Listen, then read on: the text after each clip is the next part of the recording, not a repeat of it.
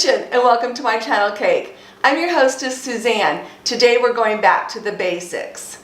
We're going to have a three-part series. Today we are going to be making a cake from scratch. Let's go ahead and get started. Today's cake is super easy. It's basically a dump, mix, and bake. Couldn't be easier. A lot of recipes today start with a box cake mix, and today is no exception. I am starting with a Betty Crocker white cake mix. It's the 16.25 ounce. If you don't want to use the Betty Crocker, just make sure it's the correct ounceage, 16.25. The first step into baking is to read your recipe. You want to read your recipe thoroughly for a few different reasons. You want to make sure you have all your ingredients on hand. You want to make sure you understand what the recipe is calling for. If a certain technique is involved, you might want to Google that ahead of time. And if your recipe calls for items to be room temperature, you want to set those out on the countertop about 30 minutes before you're ready to bake. Okay? My recipe requires me to preheat my oven to 350. I've already done that. And I have pre-greased my pans.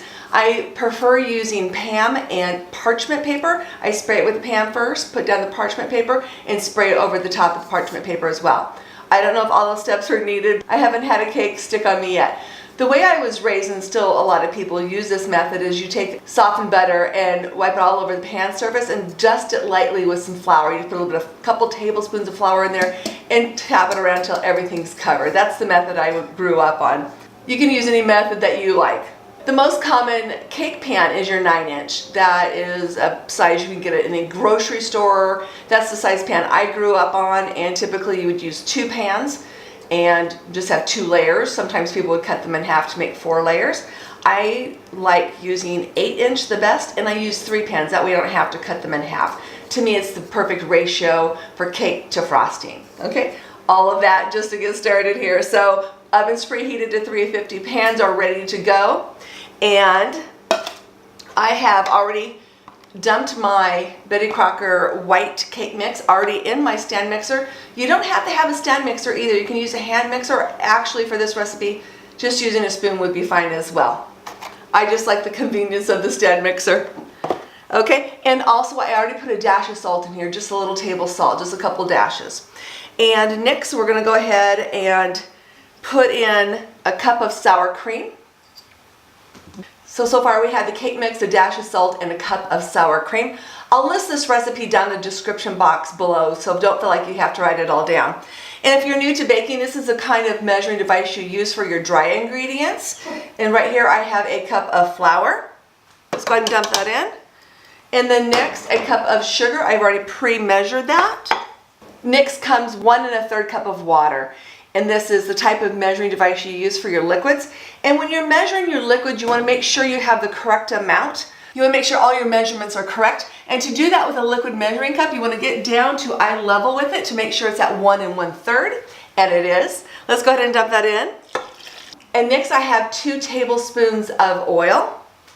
It's just vegetable or canola oil, works best. And then next I have 1 teaspoon of vanilla. And last but not least, 4 egg whites. If you're using egg whites from a carton, it's a 1/2 cup. So far I've cracked 3 of my eggs already and separated them. Let's go ahead and do the last one here for you guys. Basically how I crack an egg and separate it is like this. I take the side of my egg on a flat surface, flat hard surface, and tap it until you know it's cracked, and then take your thumbs between them and pull them apart. And that egg kind of smushed on me a little bit. It's okay. And then you want to go back and forth with your egg yolk until all the egg whites are out. Okay, or at least most of them. Let's go ahead and dump that in there. Okay, so far we have all of our ingredients in here. You want to start it on slow, that way it's not going to splash up in your face. We're going to start it for about 30 seconds, and then we're going to stop it, scrape down the sides of the bowl and the bottom. On the stand mixers, the paddle doesn't get all the way down to the bottom, so you need to make sure you get down there with a spatula. So let's go ahead and get started. Raise my bowl and turn it on. Oh, even on one, it kind of swooshed out.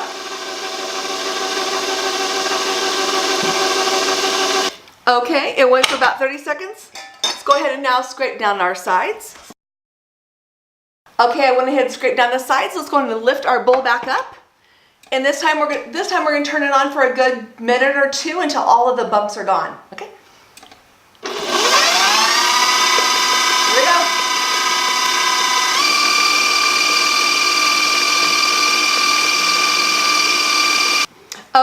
Okay, it went for a good 2 minutes there, and it looks like it's really good. All the major clumps are out. Let's go ahead and take and clean off our batter a little bit here. Okay, we just finished mixing this. Let's go ahead and divide it evenly into our 3 pans.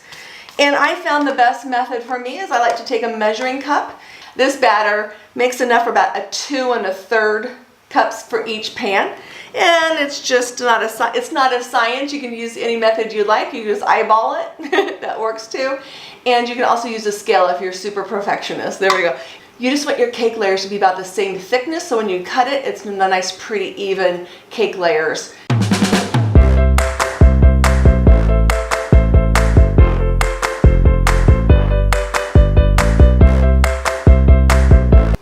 Okay, I went ahead and divided them evenly. And the next step I like to do is I like to take my pans.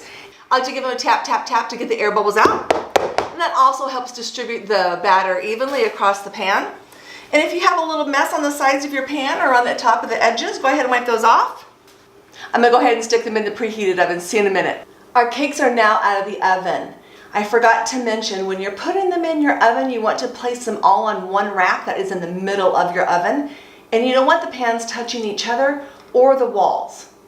It kind of sounds kind of simple, but you want those things. It's pretty important, okay? So again, middle rack, not touching each other, and not touching the walls. To check to see if your cake is totally baked through, you want to take a toothpick and place it in the center of the cake and pull it out. When it comes out clean, that means your cake is finished. And another way to tell us if your cake is baked all the way through is if it starts pulling away from the sides of the pan. That is a pretty good way of telling it's completely done. I took these out of the oven about 15 minutes ago, and I placed them on these racks to let them cool for 15 minutes. As you can see, they're still a little warm to the touch, but I'm able to touch them. And the next thing I like to do is I like to take them out of the pan and place them on a cooling rack. And I like to keep the parchment paper on there. Just makes it easier to handle. I'm going to let them cool for another 15 to 20 minutes, if not more. I want them to come to room temperature, and then I'm going to put them in the freezer.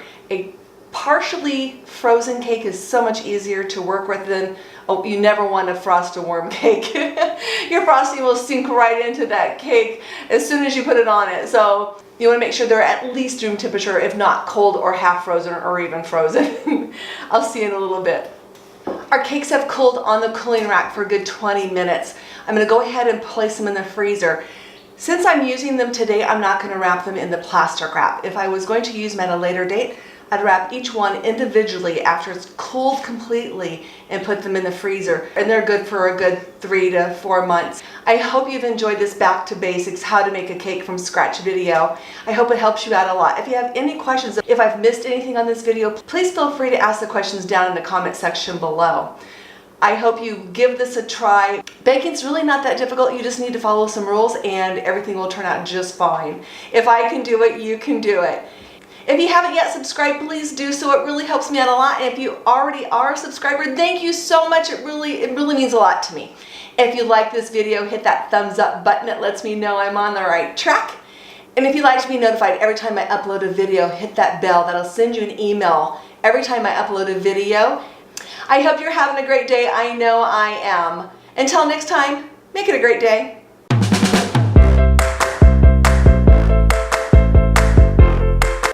The most common pie pan. To make sure your cake is completely baked, you want to take almost at a Q-tip.